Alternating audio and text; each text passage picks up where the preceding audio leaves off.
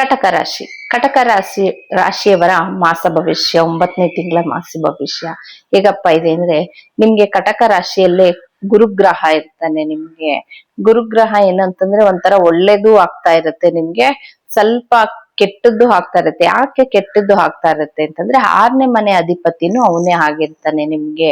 ಅದರಲ್ಲಿ ಕುಜಗ್ರಹ ಬಂದು ನಿಮ್ಗೆ 5ನೇ ಮನೆ ಅಧಿಪತಿ ಬಂದು 10ನೇ ಮನೆ ಅಧಿಪತಿ ಬಂದು ಕುಜಗ್ರಹ 12ನೇ ಮನೆಯಲ್ಲಿ ಕುತ್ಕೊಂಡಾಗ ಏನಪ್ಪಾ ಅಂತಂದ್ರೆ, ಕೆಲ್ಸದಲ್ಲಿ ಒಂಥರ ಒತ್ತಡ, ಕೆಲ್ಸದಲ್ಲಿ ಏನೋ ಒಂಥರ ಕಿರಿಕಿರಿ, ಕುಜ ದಶಾಭುಕ್ತಿ ಏನಾದ್ರೂ ನಡೀತಾ ಇದ್ರೆ ನಿಮ್ಗೆ ಈ ತರ ಅನ್ಸೋದು ಸಹಜ ಆಗಿರುತ್ತೆ.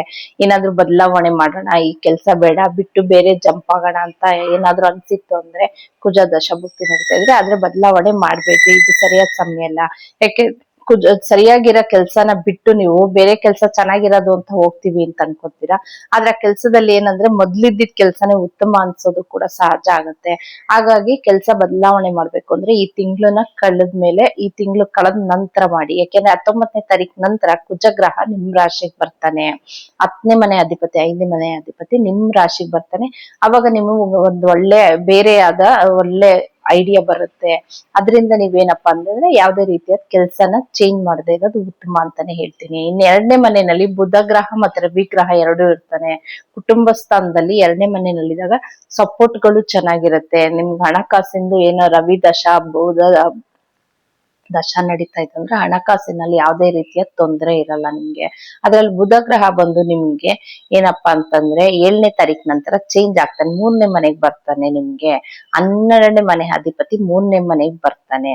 ಸ್ವಲ್ಪ ಏನು ಅಂತಂದ್ರೆ, ನೀವು ಒಡ ಹುಟ್ಟಿದವ್ರ ಜೊತೆ ಸ್ನೇಹಿತರ ಜೊತೆ ಆದಷ್ಟು ಹುಷಾರಾಗಿರೋದು ಉತ್ತಮ. ಅಂದ್ರೆ ಏನಂದ್ರೆ ಏನಾದ್ರೂ ಒಂದ್ ಮಾತಾಡಿ ನೀವ್ ಇದ್ ಮಾಡ್ಕೊಳ್ಳಿ. ಯಾಕೆಂದ್ರೆ 12ನೇ ಮನೆ ಅಂದ್ರೆ ವ್ಯಯಭಾವ ಆಗಿರ್ತಾನೆ, ಅವನು 3ನೇ ಮನೆಗೆ ಬರ್ತಾನೆ. ಯಾವಾಗ್ಲೂ ಏನೋ ಕೊಟ್ಟಿರ್ತೀನಿ ಅಂತೀರ, ಇವಾಗ ಕೊಡ್ಬೇಕಾಗಿದ್ದ ಸಮಯ ಬರುತ್ತೆ. ಆದಷ್ಟು ನೀವು ಮಾತಾಡೋದಕ್ ಮುಂಚೆ ಸ್ವಲ್ಪ ಹುಷಾರಾಗಿ ನೋಡ್ಕೊಂಡು ಮಾತಾಡೋದು ಉತ್ತಮ. ನಿಮ್ ಹತ್ರ ಇದ್ರೆ ಓಕೆ, ಇಲ್ಲ ಅಂತಂದ್ರೆ ಕೊಡ್ತೀನಿ ಅಂತ ಹೇಳಿದ್ರೆ ಇವಾಗ ಕೊಡ್ಬೇಕಾಗತ್ತೆ. ಕೊಡ್ಲಿಲ್ಲ ಅಂತಂದ್ರೆ ನಿಷ್ಠುರಗಳು ಜಾಸ್ತಿ ಆಗುತ್ತೆ. ಇನ್ 3ನೇ ಮನೇಲಿ ಸ್ನೇಹಿತರು ಇರ್ಬೋದು, ಆ ಮನೆಯಲ್ಲಿ ಒಡಹುಟ್ಟಿದವ್ರು ಇರ್ಬೋದು, ಯಾರಿಗೇ ಆಗ್ಲಿ ಏನೇ ಒಂದ್ ಮಾತು ಕೊಡಕ್ ಮುಂಚೆ ಹುಷಾರಾಗಿರಿ ಅಂತಾನೆ ಹೇಳ್ತೀನಿ.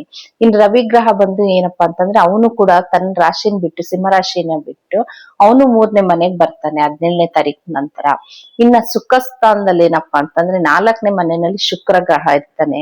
ಶುಕ್ರ ಗ್ರಹ ನಿಮ್ಗೆ ಹೆಂಗೆ ಅಂದ್ರೆ 11ನೇ ಮನೆ ಅಧಿಪತಿನೂ 4ನೇ ಮನೆಗೆ ಬರ್ತಾನೆ. ಏನ್ ಶುಕ್ರ ದಶಾಭುಕ್ತಿ ಏನಾದ್ರು ನಡೀತಾ ಇತ್ತು ಅಂತಂದ್ರೆ, ಈ ಟೈಮ್ ಅಲ್ಲಿ ನೀವು ಒಂದ್ ಜಾಗ ಪರ್ಚೇಸ್ ಮಾಡ್ಬೇಕು ಅಂತಿರ್ತೀರಾ, ಒಂದು ವಾಹನ ಬೇರೆ ನಾನು ಚೇಂಜ್ ಮಾಡ್ಬೇಕು, ಇಲ್ಲ ಏನೋ ಒಂದ್ ರಿಪೇರಿ ಆಗ್ತಾ ಇದೆ ಅದನ್ನ ಹೊಸಾದ್ ತಗೋಬೇಕು ಕೊಟ್ಟು ಅನ್ನೋಂಥದ್ದು ಯಾರಿಗಿರ್ತಾರೆ, ಯಾರಿಗೆ ದಶಾಭುಕ್ತಿ ನಡೀತಾ ಇರುತ್ತೆ ಕಟಕ ರಾಶಿಯವರಿಗೆ, ಅವ್ರಿಗೆ ಈ ಟೈಮ್ ಅಲ್ಲಿ ನಿಮ್ಗೆ ಒಂದು ಖರೀದಿ ಮಾಡೋದಕ್ಕೆ ಯಾವ್ದೋ ಒಂದು ಮೂಲೆಯಿಂದ ಹಣ ಬರುವಂತದ್ದು ಹೆಂಗೋ ಒಂದ್ ಮಾಡ್ಕೊಂಡು ತಗೊಂಡೇ ತಗೋತೀರಾ ಅಂತಾನೆ ಹೇಳ್ಬೋದು ಕಟಕ ರಾಶಿಯವ್ರಿಗೆ.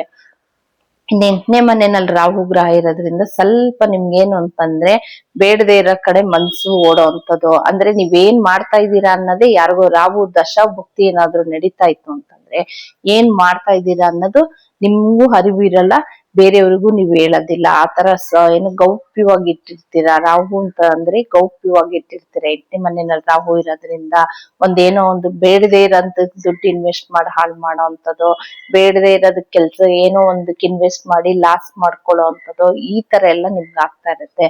ಆದಷ್ಟು ರಾಹು ದಶಾಭುಕ್ತಿ ನಡೀತಾ ಇತ್ತು ಅಂದ್ರೆ ಹುಷಾರಾಗಿರೋದು ತುಂಬಾ ಉತ್ತಮ ಅಂತಾನೆ ಹೇಳ್ತೀನಿ. ಇನ್ನು 9ನೇ ಮನೆಯಲ್ಲಿ ಶನಿ ಗ್ರಹ ಇರೋದ್ರಿಂದ ನಿಮ್ಗೆ ಸ್ವಲ್ಪ ಏನಾದ್ರೂ ಏನು ತಂದೆ ಏನಾದ್ರೂ ನಿಮ್ಗಿತ್ತು ಅಂತಂದ್ರೆ ಅವ್ರ ಕಡೆಯಿಂದ ಒಂದ್ ಸಣ್ಣ ಪುಟ್ಟ ಏನಾದ್ರೂ ದಶಾಭುಕ್ತಿ, ಶನಿ ದಶಾಭುಕ್ತಿ ನಡೀತಾ ಇದ್ರೆ ಅವ್ರ ಕಡೆಯಿಂದ ಏನಾದ್ರೂ ಹೆಲ್ಪ್ ಸಿಗೋಂತ ಚಾನ್ಸಸ್ ಇರುತ್ತೆ. ಅದ್ರಲ್ಲೂ ನಿಮ್ಗೆ 9ನೇ ಮನೆ ಅಧಿಪತಿ ಗುರುಗ್ರಹ ಬಂದು ನಿಮ್ ರಾಶಿಯಲ್ಲೇ ಇದ್ದಾಗ ಸ್ವಲ್ಪ ಅವ್ರ ಕಡೆಯಿಂದ ನಿಮ್ಗೆ ಏನಾದ್ರೂ ಹೆಲ್ಪ್ ಸಿಗೋಂಥದ್ದು ಇರುತ್ತೆ. ದಶಾಭುಕ್ತಿ ಏನಾದ್ರು 9ನೇ ಮನೆಯಲ್ಲಿ ನಡೀತಾ ಇಲ್ಲ ಅಂದ್ರೆ ಯಾವುದೇ ರೀತಿಯಾದ ಹೆಲ್ಪ್ ಅನ್ನೋಂಥದ್ದು ಏನು ಇರೋದಿಲ್ಲ. ಇದಿಷ್ಟು ಒಂದು ಕಟಕ ರಾಶಿಯವರ ಮಾಸ ಭವಿಷ್ಯ. ನೀವೇನಪ್ಪ ಪರಿಹಾರ ಮಾಡ್ಕೊಬೇಕು ಅಂತಂದ್ರೆ ಕಟಕ ರಾಶಿಯವರು ಆದಷ್ಟು ನೀವು ರಾಹು ಗ್ರಹನ ಆರಾಧನೆ ಮಾಡೋದು ತುಂಬಾ ಉತ್ತಮ ಅಂತಾನೆ ಹೇಳ್ತೀನಿ.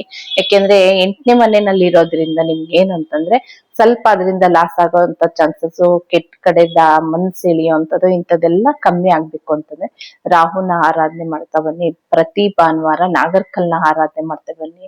ರಾಹು ನಕ್ಷತ್ರ ಆರಿದ್ರ ಸ್ವಾತಿ ನಕ್ಷತ್ರದ ದಿವಸ ನಾಗರ್ಕಲ್ಗೆ ಹಾಲು ಹಾಕ್ತಾ ಬನ್ನಿ.